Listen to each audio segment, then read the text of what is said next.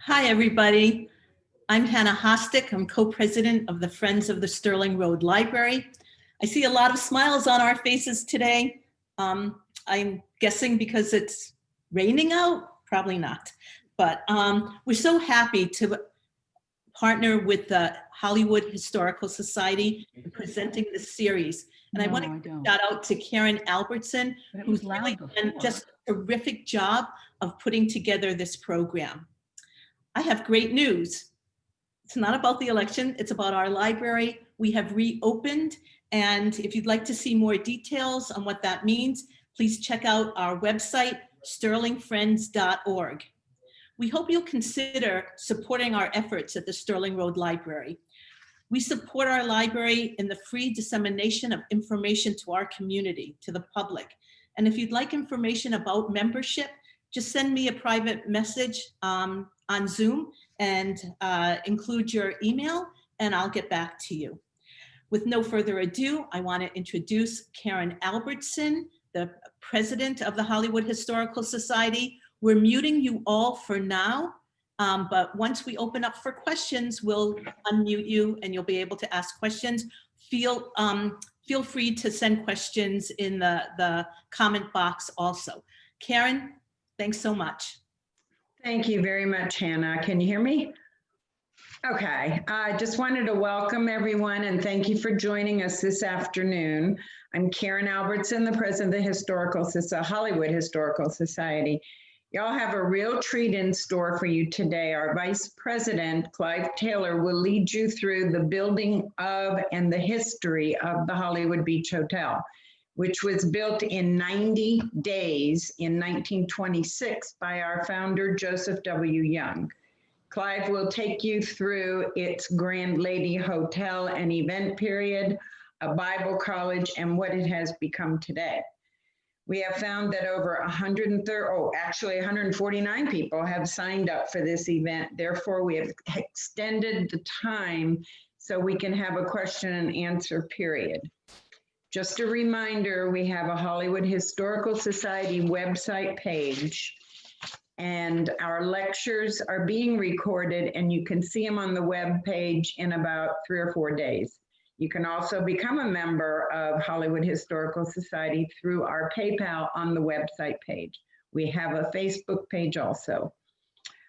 Clive, are you ready? Once I unmute, I am. Okay. Everyone, this is Clive Tayor. Take it away, Clive. Hello, everybody, and thank you for showing up today. Not much else to do, obviously. And the fact that so many people signed up for this lecture tells me that people are really interested in not just our history, but this building in particular. And I think that's because this building is still with us. And I always say, I just was talking to somebody about this the other day. I said, if I was going to do a lecture about a building that's already gone, I don't think you'd have the 150 people show up. The reason people are showing up is because they see this thing standing still and they know it's a part of our history and they're very interested in it. So I have a lot of slides to show, so I'm going to go right to that because if I don't, we'll be here all day. Okay. All right, so let me get this set up properly.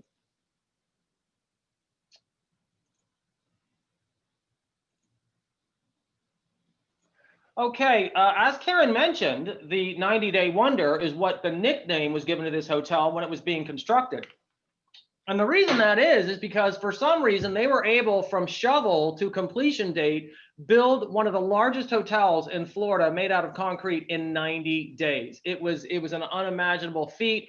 That was done before, you know, the city of Hollywood really had any building inspections, engineerings, or anything else that you would have to go through to build a hotel, and yet they did it, and it's still standing today and been through many, many storms and other things that have maybe would have weakened a lesser built building.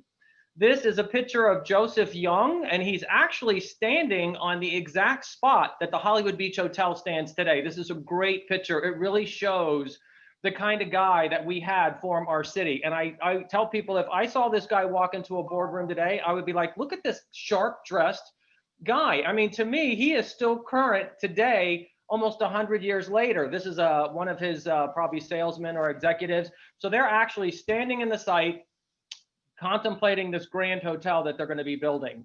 This is some of the early construction materials that were used to build the hotel. And if you don't know what Dade County pine is, we're going to give you a quick lesson. And a lot of people do. If you've been in Florida for any length of time, you've heard the term Dade County pine. I've got Dade County pine. It's like a coveted thing.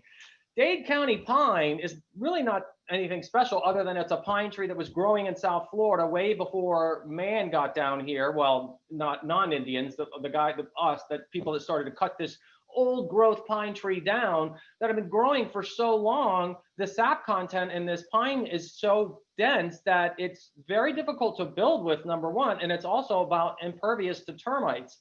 So it's actually a great wood to build because it's so hard and dense, and it's been compared to ironwood. That's how heavy it is. And if you lift this piece of Dade County pine and a piece of new pine, the weight difference is like 5 times the piece of a new pine. That's how dense it is. And it's been said that in order to work with this, you have to pre-drill a hole before you put the nail in. That's how hard and dense it is. And here it is in raw form. It may have even come from parts of Hollywood. Hollywood was covered with Dade County pine trees before Joe Young came along. One of the first things he did was denude the landscape completely because he wanted to create a tropical dream city. And part of that was to get rid of the native vegetation, which looked boring, and get the palm trees in here, the hibiscuses and all the other non-natives that we see today. This Dade County pines aren't gone. They're still with us today, and some of them predate the neighborhoods that they're growing in. This Dade County pine is growing off of Bayview Drive in Fort Lauderdale.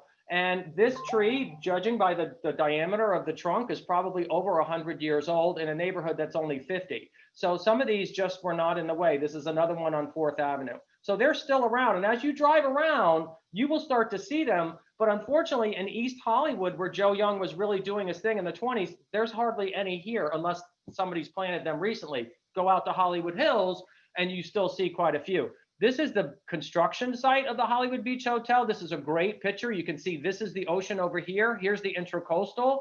You can see these Dade County pine logs here, and they're actually using them for tracks because the sand is so soft on the beach. And you can see the Model T over here on the sand on the planks of the Dade County pine. This is the hotel starting to take shape here, and you can see the forms that are being used to pour the walls of the hotel. I got to get, hold on a minute. These things, okay, there we go. This thing is made out of solid poured concrete. There are no CBS blocks. This thing is basically a fortress. And you can see how thick the walls are when they were constructing it. And you got to remember, this is 1925. There was really no Port Everglades. It was starting to get started. There was a Port of Miami. So how did they get all this material to this kind of isolated spot known as Hollywood? Well, a lot of it came up the Intercoastal Canal. They would get supplies in the Miami harbor, and they would barge them up on a barge up the Intercoastal Canal. I imagine some probably came on the railroad. Here you can see the front. It's starting to take shape. All these forms are up higher, and it's getting higher. This is the front of the hotel. I also want to mention that this was done during the railroad embargo. And if you don't know what the railroad embargo is, that was a horrible thing that happened to developers during the boom, because so many people were coming to South Florida during the boom, and there was only one track. So food and other supplies started to take precedent over building materials. So the railroad said, we cannot bring anything but people and food to this area. And there was an embargo against building materials. Joe Young chartered some ships and went and got some tankers that had Belgium cement. This thing is made from Belgium cement because that's all he could get during the railroad embargo. So that might be a factor in why this building is so strong. The quality of the cement is so good. This is the campsite. So you wonder, 90 days, how did they do that? Well, they worked in seven days a week, 24-hour shifts. So the work never stopped on this thing. He had a generator going for floodlights so they could work at night. This is the campsite on the beach. You can see the oceans over here. And then this is the beach where the hotel is. Here's the mess hall. This is probably the latrine. And so you worked all day, and then you went and slept here at night, and then the night shift went and worked all night. So that's how he was able to do this thing in 90 days. And it is just incredible. Here it is completed. 90 days later, voila, the largest concrete hotel in Florida.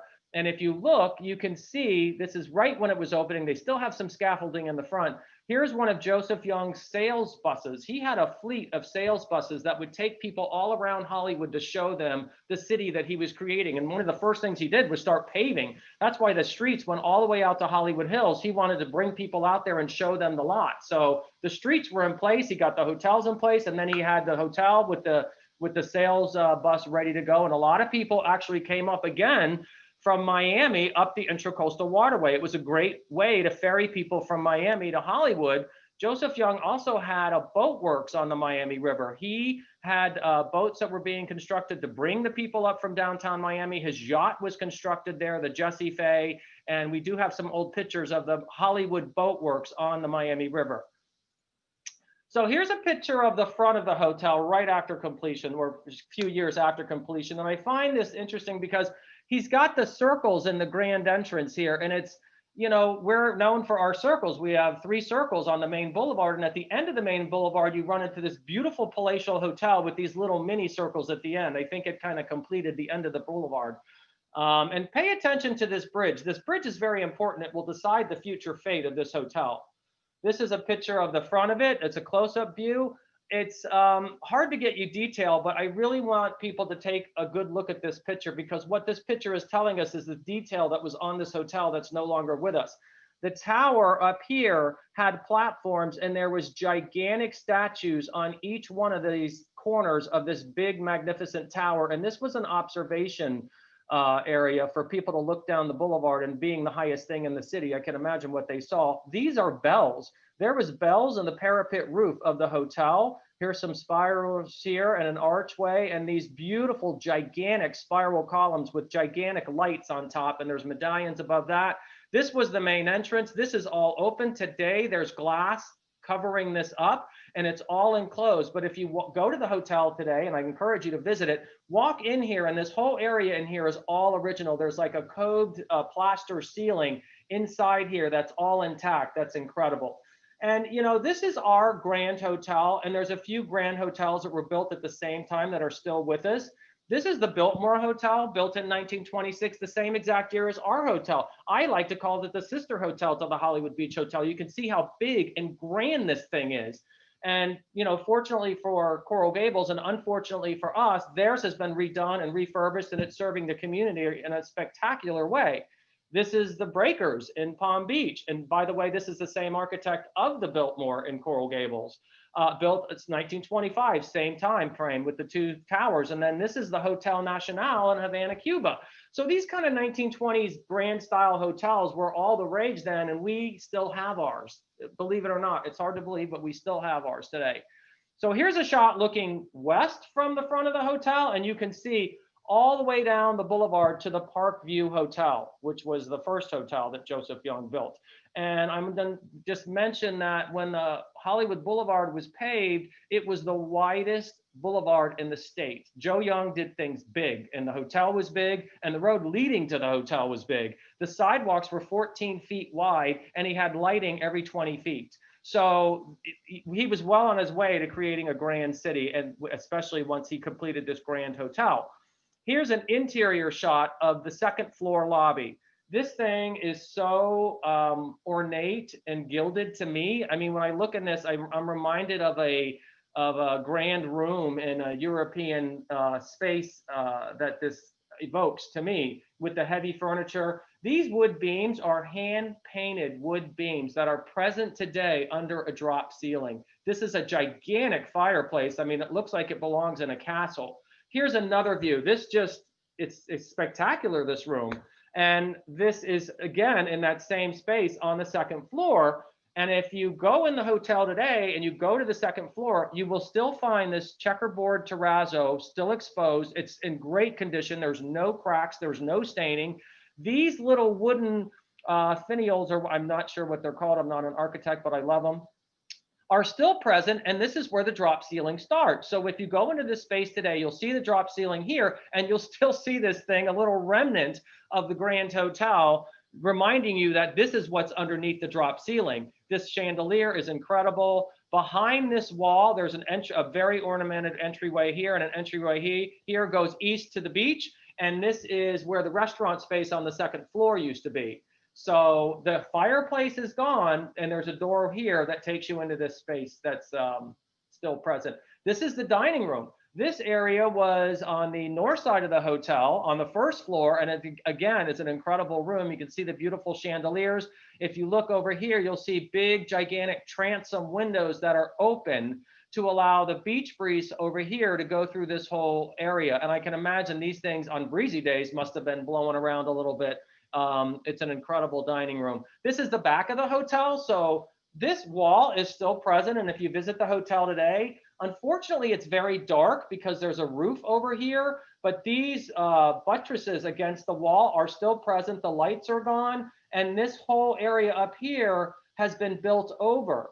And I remember walking in the hotel years ago with my friend that went to the Bible college, and we got up here somehow, and some of these urns are still buried in the wall. I don't know why they didn't take them out. It's the funniest thing. And this is actually the original Broad Walk. So right when you left the hotel, before you get to what's known as Grumpy Gary's, that was the Broad Walk, and then there was the sand. So the water and the sand were much closer to the hotel. And as a matter of fact, there was an ownership dispute between the hotel and the city on who owned the Broad Walk. And eventually, after some litigation, the city agreed to move the Broad Walk east. And then the hotel actually took over and claimed this for their very own, which I think they should have.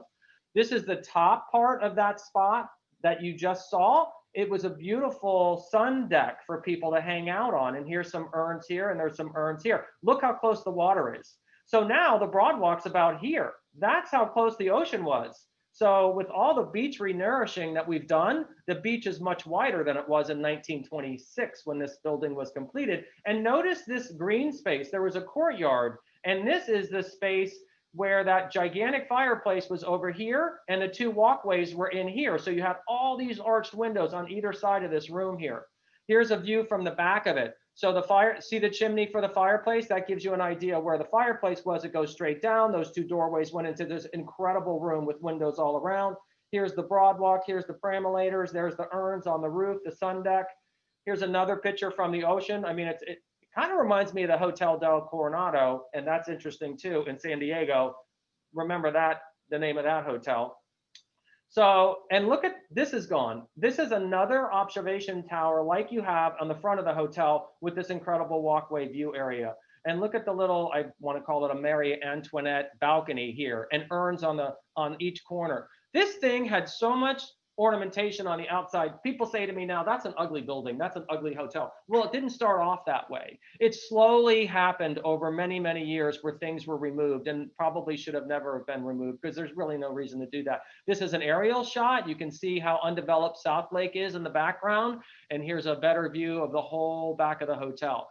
Now, I'm going to depress you a little bit with this next slide, because we went from this, and pay attention to this room right here. So keep your focus on this and this, which is gone. And this is what we've got today.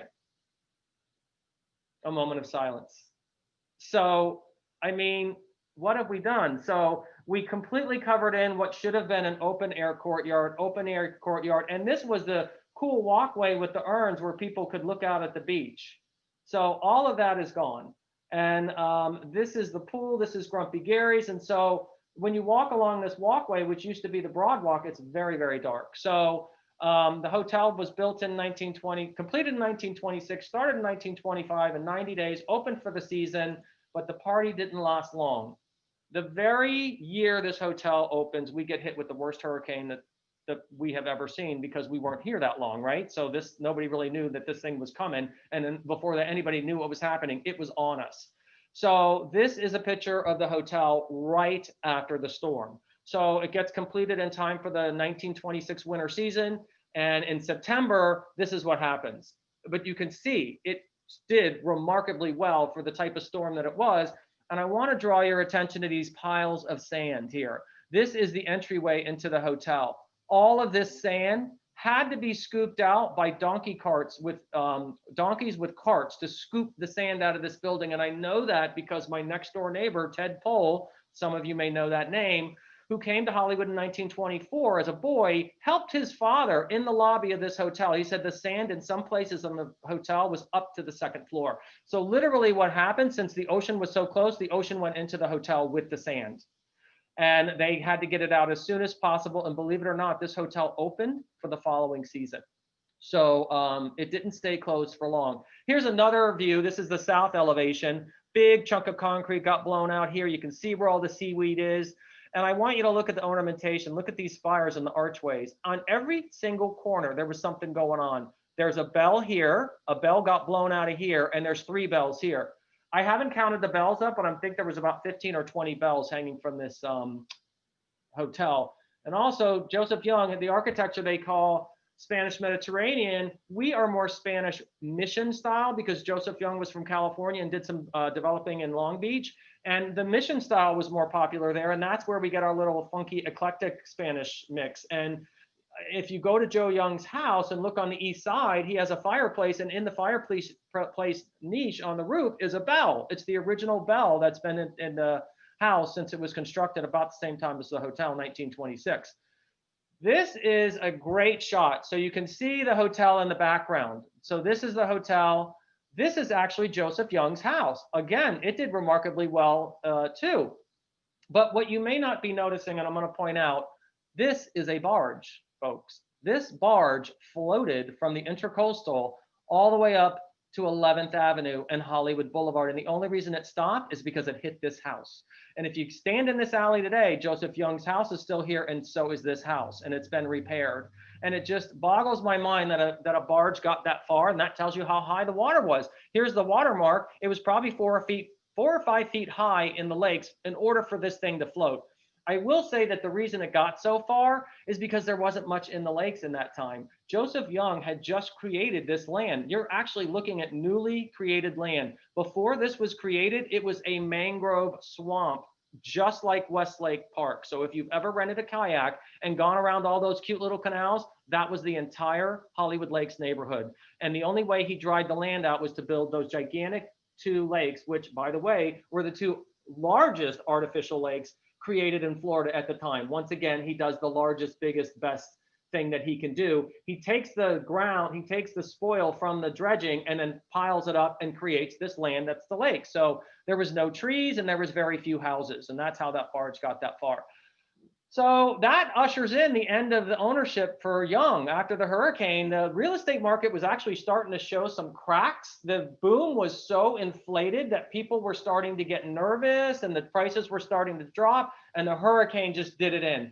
So he was losing everything. He lost most of his holdings to the Ohio paving contractor that had paved the street, and he lost the Hollywood Beach Hotel shortly after 1926. We really don't know when, but at some point, the New York Mercantile Company, which owned the mortgage, took the hotel over and started running it and making money, and then eventually foreclosed on it, bought it on the courthouse steps for $536,000. They only were owed $500, but they bid $536. Maybe somebody else was trying to get it too. Port Everglades tried to attach some of the proceeds from this sale because Young was financing the port project, and then it became a joint effort, and he owed a lot of money for things that had not been completed. So the Port Authority, thinking that they could have gotten some revenue from this hotel, took the New York Mercantile Company to court and lost. So they were actually trying to get some money. So there's a big connection between Hollywood and Port Everglades because Joseph Young started Port Everglades, and most of it is in the city of Hollywood. And even after the storm and everything was over, a lot of meetings about the port were held at the hotel because it was the biggest meeting space around in the 20s and 30s. Okay, so here we go. Now we're in the 30s. Joseph Young loses the hotel. Now we're in the 30s. Gigantic depression hitting the entire country and the world, but that didn't stop the fun at the Hollywood Beach Hotel. It was just beginning, and this was part of the glory days of the hotel. You would think that it was a sad decade. No, it was not. This place had a big movie star that loved it so much, he spent a lot of time there, and it was Eddie Cantor. I'm a little too young to obviously to remember Eddie Cantor, but Eddie Cantor loved this hotel so much he stayed for weeks and months at a time during the 30s.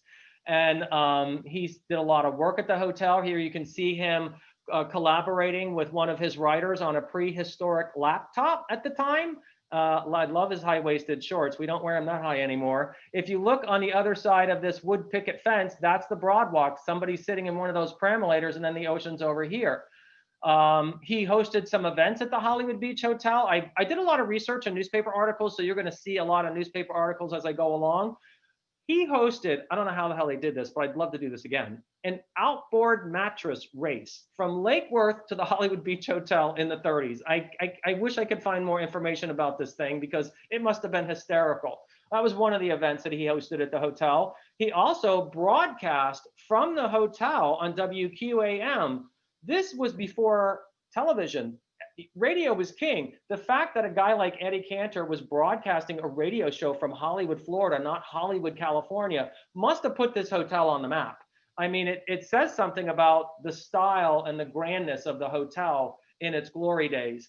Here's a picture from the 30s of some guests standing out in front of this entrance. So here you've got this spiral column, and this is all open, all encased, like I mentioned before. If you get a chance, you would have to rent a room because you can't walk up and down the hallways anymore. The hotel has tons of old pictures hanging on the wall. We literally went in there, talked to security. They let us go into the hallways, and we took so many pictures. You can't believe how many pictures they have hanging on the walls. This is one of them. And I don't know who this guy is, but I have a feeling he's somebody famous. He's got that movie star look. So if anybody knows who that is after this talk, please let me know. Okay, that brings us to the 40s. So the 30s were a grand year. We're getting into another decade. And what happens in the beginning of the 40s? The war hits. And the hotel does its duty and is conscripted and becomes a naval officer training facility for about from 1941 till the war ends in 1945. So thousands of men go through this hotel and get trained and go off to war. I'm also told by a local resident that the tower at that time was used to spot U-boats that could have been patrolling off the waters of South Florida. Here's a picture that's also hanging in the hotel of all the neatly dressed Navy men training. This was really interesting. This was hanging in the hotel. I guess this was like a little saying from this three-striped, I don't know if that's a colonel, a general, I'm not a military person, but this was a very eloquent thing that he had said to the officers before they go off to war. So that brings us to the mid 40s, and then about 1946, the hotel's about to undergo a major change, and this very colorful manager, Oscar T. Johnson, who came onto the scene in the hotel in 1926, right when it was brand new. He was not going to be, he didn't start off as the manager, he started off in the management, but not the general manager. And this is on his retirement. This is an article from the Miami News in 1946 when he's retiring, and he says, I got blown into Hollywood and I literally almost got blown out because the first night on the job, the 1926 hurricane hit and nobody saw it coming. So he gets on the hotel and they're battening down the hatches and he's going into his room trying to get some sleep. And all of a sudden this is all in this newspaper article, by the way, which blew me away. His window blows in, the storm is now in his room. He runs down the stairway, gets to the, because the elevator's not working, gets to the lobby, and there's 3 feet of water already in the lobby. And underneath 3 feet of water is a $30,000 Oriental rug. So him and another employee are trying to roll this rug up. And just then a guest taps him on the shoulder and very curtly says, excuse me, do you work here? And he turns around and he said, sweat is running down his forehead. And he looked at the guy and tried to keep his calm. He says, what the hell do you think I'm doing here? You know, and he's like, well, I'm on my honeymoon. The elevator's not working and I demand room service. And that's how these entitled people were, I guess, in the 20s. And just then this guy comes running out of the kitchen and he says, we can't locate the Essex couple. The Essex couple is missing. We don't know where they are. We've looked everywhere. Their car's missing. And so they started this search for this Essex couple during the storm and they never found them. According to this newspaper article, a year later, when they had to clean out the grease trap on the north side of the hotel, when they pulled the concrete lid off, they found the Essex couple's car with them in it, in the grease trap. So I'm theorizing that when the ocean came over the beach, the concrete lid lifted off and they were in their car and accidentally drove in it. And then when the storm was over, they didn't know there was a car in there and they put the lid on. That's my theory. It doesn't really explain how that happened in the article, but I have never heard that story before. So that was news to me. Now, at this time, I'm going to turn it over to a gentleman named Herb Tobin. I was lucky enough to get his number from a friend of mine who has known him for years. His family purchased the hotel in 1946, and he tells this story, it was what I like to call it, the Tobin years, better than me. So I recorded him, and I'm going to play his recording while we go through some of the slides of the Tobin era of the hotel. So just bear with me. I'm going to switch the slides now and get him going. Okay, hold on, we got a problem. Battery 100%. Hold on. Connected to flip phone and iPad 3. Good morning. Well, let's see. My father, Ben Tobin, we were living in Detroit, and at the end of the war, or I should say during the Second World War, the Navy conscripted the hotel from its owners, and they pay them for it. And they fundamentally took the thing over, and at those days it was a 450 room hotel, and they took it over and turned it into officers training and officers barracks. And there was a radar school. They had different things there, but all part of that. And they used the downtown Hollywood golf course, which was a part of the hotel, for training and all of that. He found out that the two owners of the hotel, a man by the name of Ed Rosenthal, and who was very famous for owning he was from New York, but he owned a famous hotel in San Diego, the Del Corrado. But he was partners with a man by the name of Kaufman, who owned a jewelry company called K Jewelers, which is still a gigantic company today. And they decided, they must have had some sort of disagreement. They basically notified the Navy they were not interested in having this property anymore. So the Navy put it out for bid.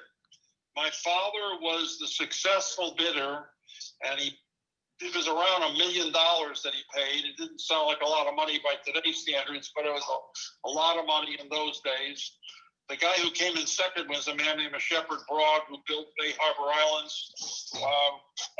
He since has passed, but he's ran a law firm called Broad Cassell and American Savings and Loan, all of which were very famous here in South Florida. But Dad bought the hotel. At the same time that he bought the hotel, he paid about, off the top of my head, it was somewhere between $4,000 to $6,000 for the 300 acres of land that today is Hillcrest.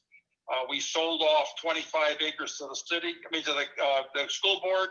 They were going to build a school out of it. They then turned around and sold it to the city of Hollywood, and it became Washington Park, which is still there today. And on that land, we built 2,500 condominiums. We never dreamed we'd ever do that. It was just big snakes, a place where we grew gladiolas in the 40s. Dad bought this hotel. Every wall was painted up about 5 feet of gray. Everything that was luxury in the hotel. It was a grand hotel in the true grand style of these old hotels. It was a destination resort, so it was something where you went. And in those days, the hotel was a full American plan. You hardly ever see that ever today. Everything's European plan, meaning it's a la carte. Everything you pay for, whatever you get. Okay. Room service in that hotel was bring it up one course at a time, because there were holding kitchens on every floor. And so room service was served that way. Not that many people took advantage of it, but that's how they did it. And in the oldest style, we had 2 full-time ice carvers making ice pieces. That's all they did, okay, 7 days a week. And the hotel had over 20 bakers. We made everything except white bread and wheat bread. And they made everything, every kind of pastry and everything as Swiss pastry chef. We had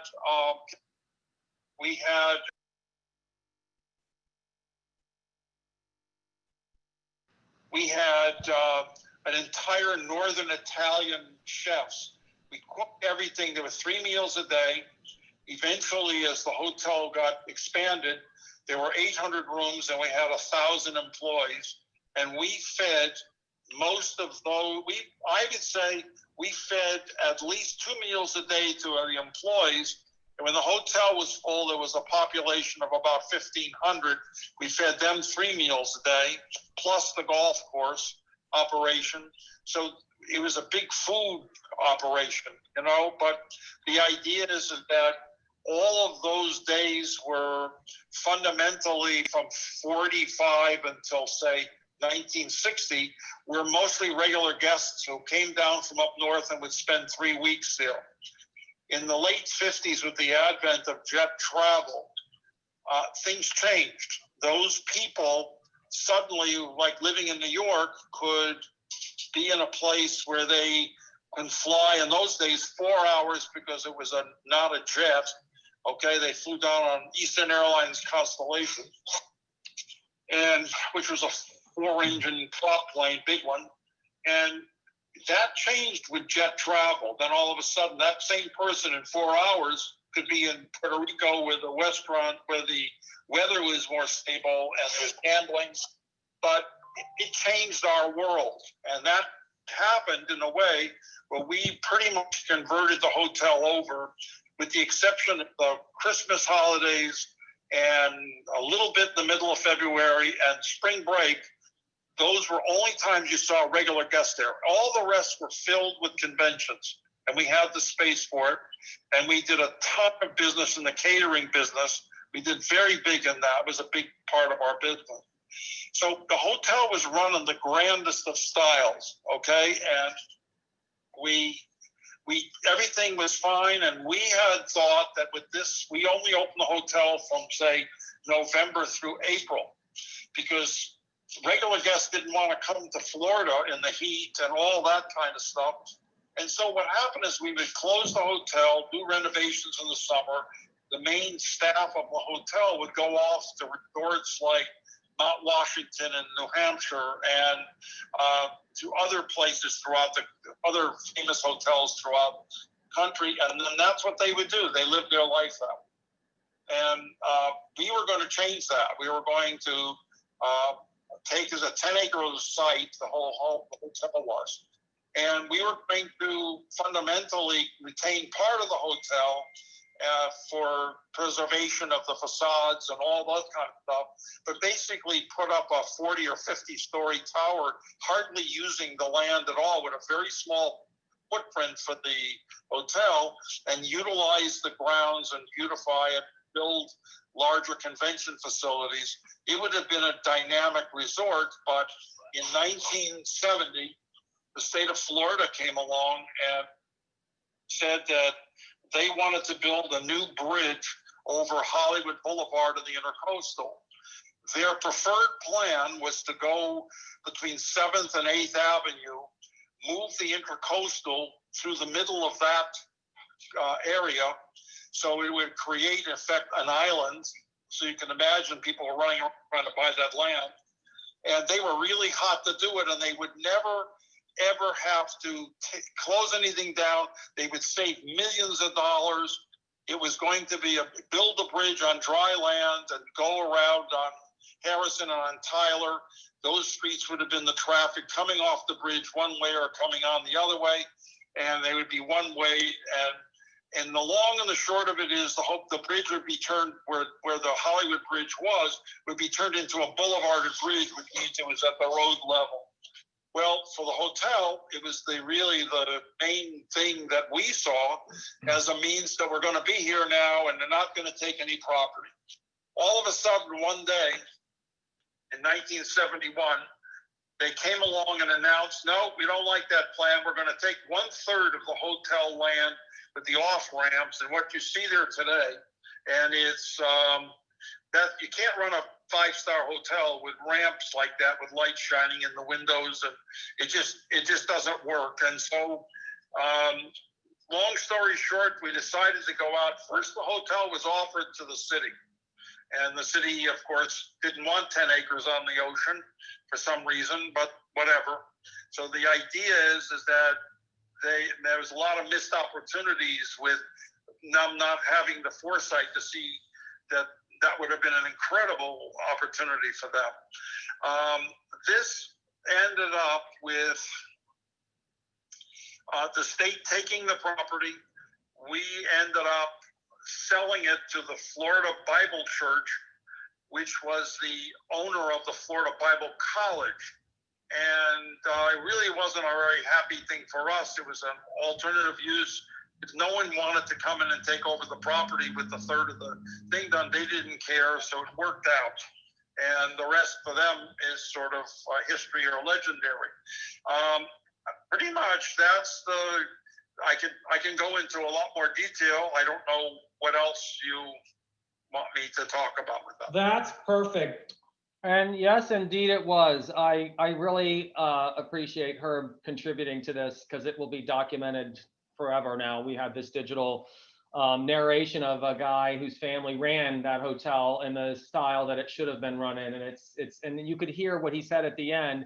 It was an unhappy thing for them. They loved this hotel and they ran this hotel in the finest way a family could run it. So for them to have to concede that this is going to be the end of the Grand Hotel because of that bridge changed everything.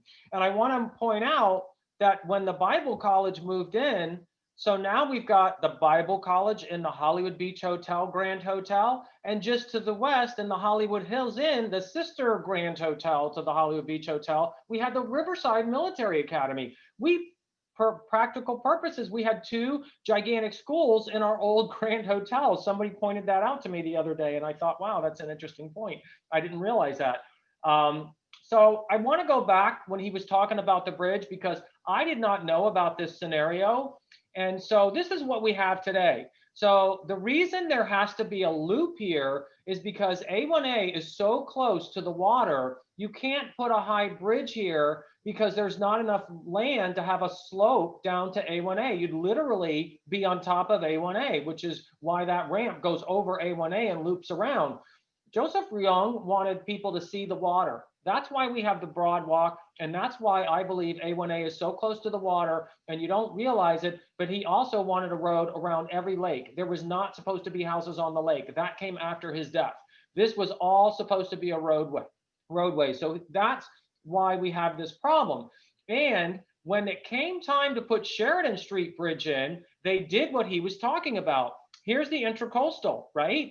So rather than have a loop here, they moved the Intracoastal west. And this is the spoil from dredging this new Intracoastal. So the bridge is here. This is what they said they were going to do. This is what they told the Tobins they were going to do. And then by the time the bridge gets to A1A, you would have had the frontage left of the hotel. That's not what ended up happening. And they were going to eminent domain, like he says, all these houses to move the Intracoastal west. So he said there was a bit of a feeding frenzy over here. People were over here trying to gobble up houses thinking they were going to get rich when the DOT buys them out.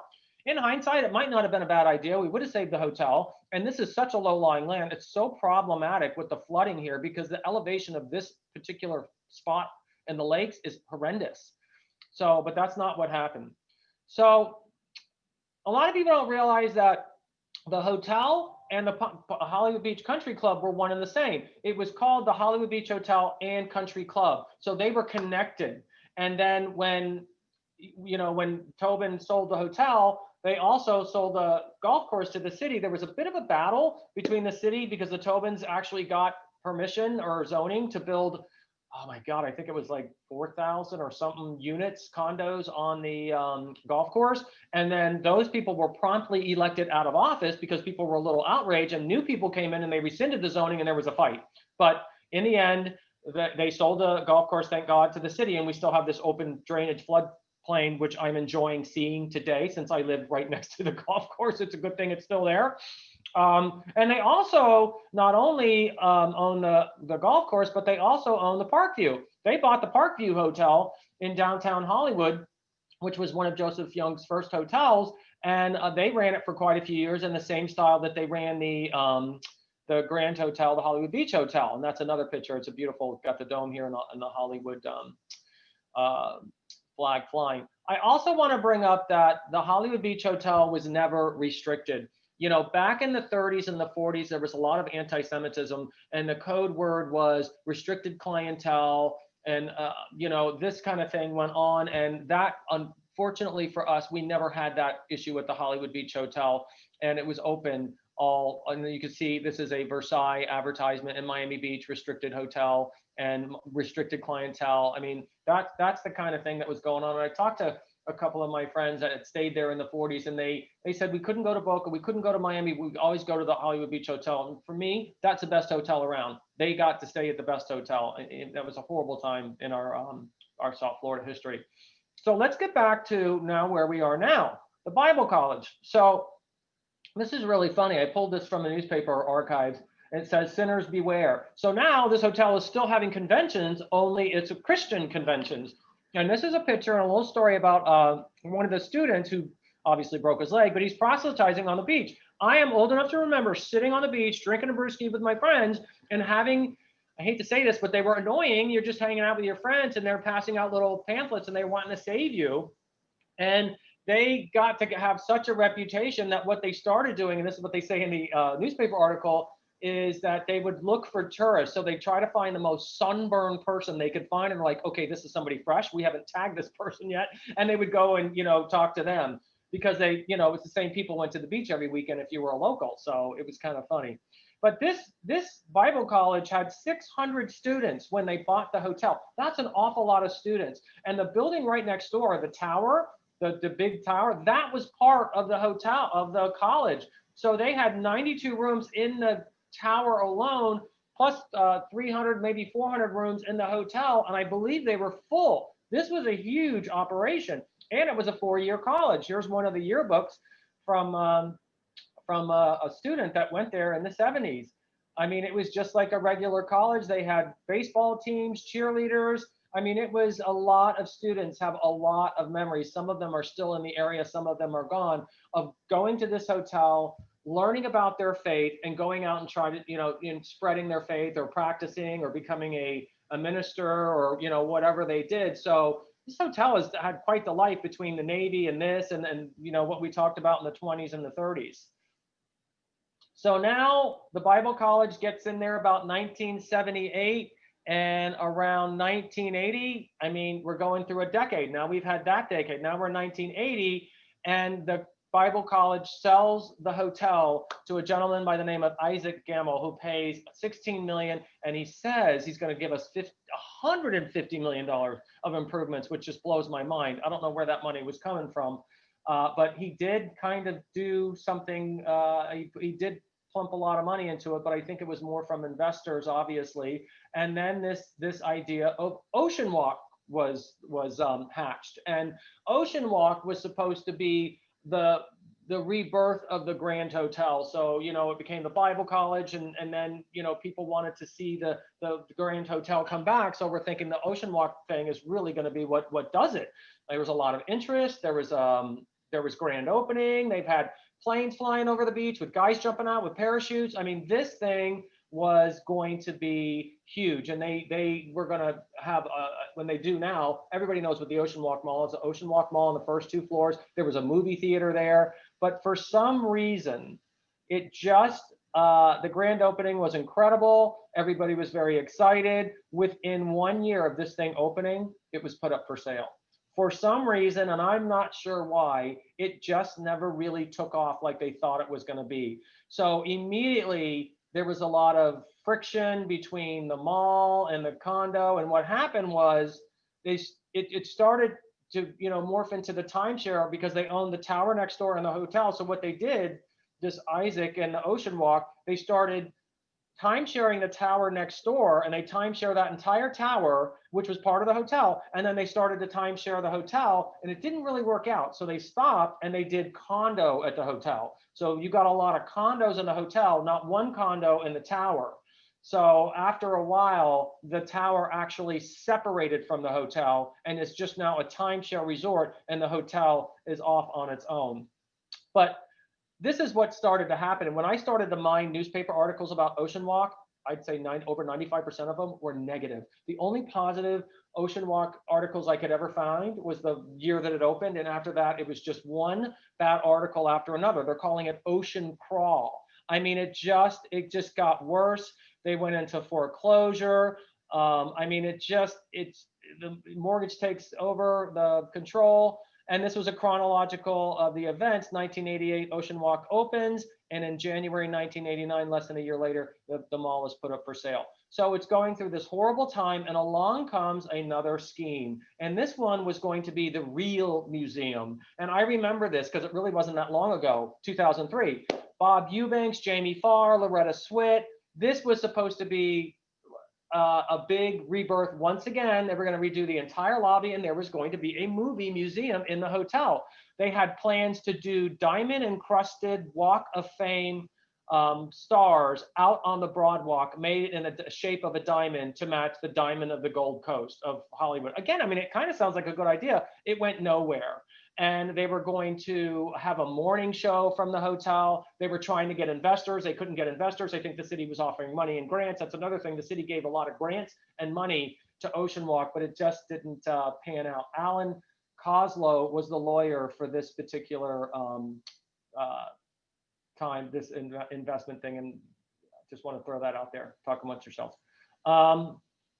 So it's just not working out for the Ocean Walk. Things are not looking good. It's now we're into the 2000. Ramada had its flag there for a while. It ran a decent hotel, but it was nothing like it was in the past. And you can see all these different negative articles about the state of the hotel. And then most recently, we had George Perez from the Related Group try to get a hold of this thing and try to get some semblance of ownership out of this thing, and he couldn't. George Perez from the Related Group could not get this thing together to try to purchase it and do something with it. And what that thing would be, we don't know. And I think there's two biggest stumbling blocks. One is the bridge, and the other stumbling block is the ownership nightmare that has happened at this hotel. And the only good part of that is they can't agree to get anybody together to sell it, so it still stands in limbo, but at least it's still standing. So the nightmare structure is there's 360 individual condo units. This building has a condo trapped inside of it, and it can't get out. There's 51. They actually were in the beginning, they got 38 timeshare units in here before they switched to condo, which messed things up even more because each timeshare could have 51 different owners. That's how many people you're dealing with. Then I don't know how this happened, but the first floor of the hotel is a deeded separate property, separate from the hotels and the timeshare. It's almost like the next door neighbor. It's its own entity within the building. The second floor is owned by another entity. The parking garage is owned by somebody else. And get this, the land in front of the hotel doesn't belong to the hotel. It belongs to the garage. They have an easement so people can walk to the damn front door. I mean, this got so screwed up over the years that it was Ocean Walk. I'm not sure how you're going to untangle it. Even the land on the north side of the hotel is not owned by the hotel, and part of the land in the back. So it is just an ownership nightmare, and there's very difficult to get unity of title. But the poor condo association that's trapped in the building is right now, as we speak, putting a brand new roof on the building because the roof is leaking and they have to repair it because that's their home. These units are still for sale. If you want to buy a condo in the Hollywood Beach Hotel, you can buy them all day long. Go online, go on Zillow, and you can look in some of these condos. Some of them are extremely tiny, but they're still there. And that's 49 minutes, so we're doing pretty good. So I just want to close with this. She's still standing, 94 years old. And I want to say, Herb Tobin said something interesting to me at the end of our conversation. He said, that building was such a part of Hollywood's history. Everything happened there. And it's true. This building was so big, it was the center of everything that happened, not just in Hollywood, but South Broward and Broward in general. This is where events happened all over the county because there was no space as big as this thing. And it's a part of our historic skyline. I'm a collector of postcards. I have probably 500 postcards of Hollywood. There are so many different angles of images of this beautiful hotel. And to see historic Hollywood Boulevard with the royal palms on each side, and to see this thing still standing there greeting you as you drive east toward the beach, even though it's slowly disappearing with the vegetation that the DOT put in the boulevard and the ramp, it is still visible and it still makes an impact. And when people see it, they still see it. It's still there. If that ever left the skyline, you would lose the historic integrity in what identifies us as Hollywood, because all of our identity is tied to these structures that are still standing. And we're hoping that we can save this as well as the bank building in downtown Hollywood. And I just want to thank the Hollywood Historical Society Research Department and their archive department and the images that I was able to obtain from them and Herb Tobin. And that's the end of the pictures, and I will stop sharing and we can take some questions. Okay, so I think the way, first of all, thank you so much. That was unbelievable. If you have a question, just unmute yourself and ask the question, hopefully one at a time.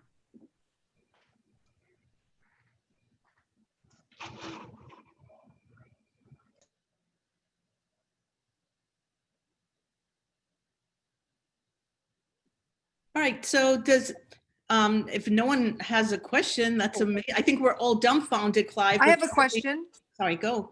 I have a question. Oh, am I speaking? When exactly? I noticed that in one of the pictures, it said Hollywood by the Sea. So, Mr. Taylor, when did they decide to change the name from Hollywood by the Sea to just Hollywood, Florida? Hollywood by the Sea was always used by Young, and it got used up into, I think I see postcards and such that say Hollywood by the Sea, but the city, I don't think ever officially used it. Unfortunately, they may have, but we kind of dropped that. I think in the 60s and the 70s, we stopped saying by the sea. I've said to the city many times, I think we should bring that name back. I mean, if Dania can put beach in their name and they only have 700 yards of sand and we have 6 miles of a beachfront, a true beachfront, we should. And it steps our image up, I think, Hollywood by the Sea. It's like, you know, Lauderdale by the Sea. It sounds so much better. I agree. Clive, someone wrote in that they've heard that it's haunted. Can you talk a little about that? You know, I'm not clairvoyant, and I'm sure the Essex couple is roaming around there trying to get out of the grease trap. I don't know.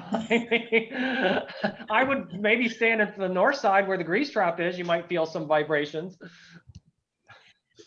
We have another question from Gail Cohen. Why did they drop the ceiling in the hotel and destroy the beauty of the higher ceiling details? That's a good question, and that's unfortunately what happens in a lot of historic buildings because they were built before air conditioning and the proper lighting. So in order to air condition those spaces, they have to put the ductwork somewhere. And typically those old buildings, the ceilings are so high, they can accommodate a drop ceiling. And that's exactly what happened in that lobby.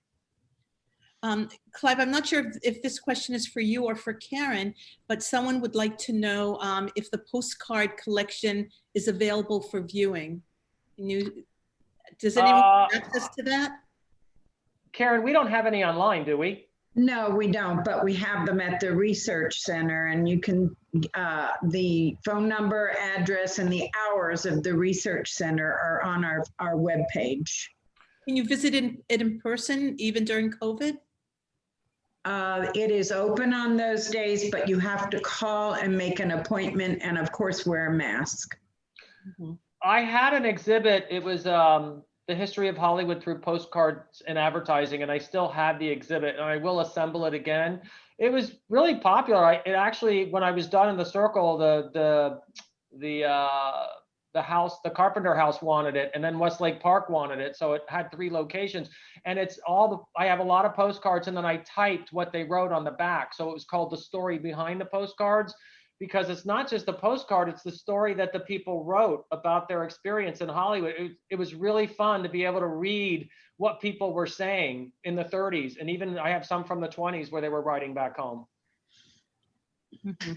Robin explained that in terms of the ceiling, the drop ceiling was just the style at that time. So I don't know. Clive, I remember going to the hotel many years ago with my parents and getting this incredible pineapple ice cream that one place was known for on the first floor. Is that, it's a memory of mine that it was like the best, like a sorbet kind of thing. It was an ice cream place and.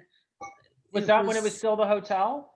No. Oh, When that must have been doors- right at Ocean Walk. There were successful businesses at Ocean Walk for years, but the Ocean Walk Mall as a whole just did not perform. It unfortunately, and I'm not clear why, it just didn't make it. It just, and it's, you know, if you go there today, it's very sad. I mean, it's empty. Karen and I walked through both floors, and there might be one business, the bicycles place in there, Karen. I didn't see too And the much in there. 7-Eleven and the 7-Eleven on the Yeah. first floor. Yeah. That's about all that's in there. Right. I have another question. Well, when you're ready. Go, please. Mr. Taylor, do you think that it was You don't have to, you can for call the me most Clive. part? Thank you. For the most part, do you think that it was the Bible college that really defaced that entire property? I mean, I No. don't understand. No. Oh, no. So where did all It of that started, stuff go? I think it started, you know, in the 40s. There was, and it wasn't, I would say, the owner's fault. Back then, they wanted to make the building look modern. So they, you know, there was probably some deterioration with it was concrete. There were concrete medallions, they were bells, they were spires, and they may have started to, deteriorate. And so it was just easier to take them off and have an easier maintenance and square it off, because that got out of style. Those artistic finishes that were on the outside of the building. Of course, now we'd love to put them back. Linda has an idea for perhaps a future program. Could perhaps a virtual presentation be made of all the postcards? Karen, do you think that's something that could happen? Oh, I'm sure we could do that. We had it set up in the arts park and that was quite successful. But at this point, virtual is probably a good idea. Great idea. Okay, the library would love to co-host that. Awesome. Um, Can I well, jump in? sure. Yeah. I attended the Bible College from 75 to 79. Oh, my. And I'd like to speak to two, that was actually my yearbook that Clive gave me. Oh. Anyway, as far as it being haunted, and I'm actually sensitive to haunting. In the 4 years that I was there, and I had spent an entire Christmas break there. Hey, Carol, I want to interrupt a second. Somebody is not muted and it's interfering with our ability to listen to Carol. Make sure you're muted so that I can hear Carol. Thanks. Yeah, sorry. So I had stayed there virtually in the dark during, I think it was like 75 to 76 at Christmas there. And so if I had felt anything, I'm certain it's not what it came out, and we never felt any kind of haunting, not like Biltmore. The other thing is, Clive and I kind of go around and around about this. I distinctly remember the whole 4 years that I was there, on the second floor, on the west side, by the archway that you had the stairwells going up to the west side of the building that's enclosed, that Clive's mentioned a number of times. There were two, what we thought were caskets. They were enclosed, they were onyx. There was no opening, no drawers, no anything. There was always a rumor that those were two caskets and nobody knew who they were or whatever. So the haunting rumor may be something with that. Those caskets are gone now. And I will say, I worked in the housekeeping department there, and we did very little remodeling or redoing. If anything, we did plumbing, electrical. We kept up a lot of the carpeting, the drapes on the whole north side. The walls are enclosed and you can't see the red room, you can't see that grand room going into the kitchen way. We had nothing to do. We had Christmas in front of the fireplace. And so to suggest that the Bible College defaced or did anything disrespectful to that property is not at all true. We respected, and this is what I told Clive when we recorded, we respected that property and the history of it greatly. We knew we were custodians and caretakers of the place. and the history, and we felt like that whole city of Hollywood came from that building, and that we were caretakers of that building, and there wasn't anything that we wanted to do to destroy, to deface it, take away the history at all. We kept it up, we cleaned it up, every inch of it, and polished it up, and tried to keep what we could. All the rooms and we had an access way to the tower. And most of the married couples and the teachers lived in that tower. And the single students and all lived on the fourth and fifth floor were the boys, sixth and seventh floor were for the girls. And yeah, the rooms are small, except for the suites on the ends in the corner. But to make no hauntings, and that's not true that the Bible college disrespected the history and the property. I don't feel that's true. Call That's from all I got. I have to say. All right, you're welcome. Thanks, Carol Ann. Thank you all. Unless someone else has a question, we're past our hour time. We want to thank you so much, Clive. What an incredible presentation. Karen, thanks so much. Anna, I have a quick question, if you Sure. don't mind. Sure. I saw the Tobin name was spelled with a W and without a W on different slides. Is there a reason, or what is the proper Yes. spelling? Yes, there's a reason. I'm dyslexic, and I never spell the same word the same twice for some reason, and I had a spell checker go over my stuff, and we missed that. Sorry, I will fix that. Okay, but it is just Tobin, correct? It's TOB, and I had somebody that I knew that was TOW, and I'm gonna And come out of the Clive- closet with my And dyslexia. Clive never lets anybody proofread him. Part of my identity. Thank And you. we're working on it. Thank you, Robin. Thank you so much. Stay dry, stay safe. Don't go into puddles of Standing water with wires. Exactly. And again, thank you so much. We look forward. Karen, the next presentation is when? It is in December. I don't have the thing in front of me, but it's on our webpage. It's going to be Chris Mancini from the Crime Museum. They're going to be talking about the sheriffs of the past and their bad history. So that should be a lot of fun. And then we're planning more for next year, but I don't have anything scheduled, but I'm going to go to work in about 2 weeks and get really busy on that. And I want to thank everybody for attending. Clive, you were amazing as usual. And don't forget to check us out on Facebook and on our webpage, Hollywood Historical Society. And have a wonderful, safe day. Thank you so much. Thank you. Thank you, everybody, and thank you to the library for hosting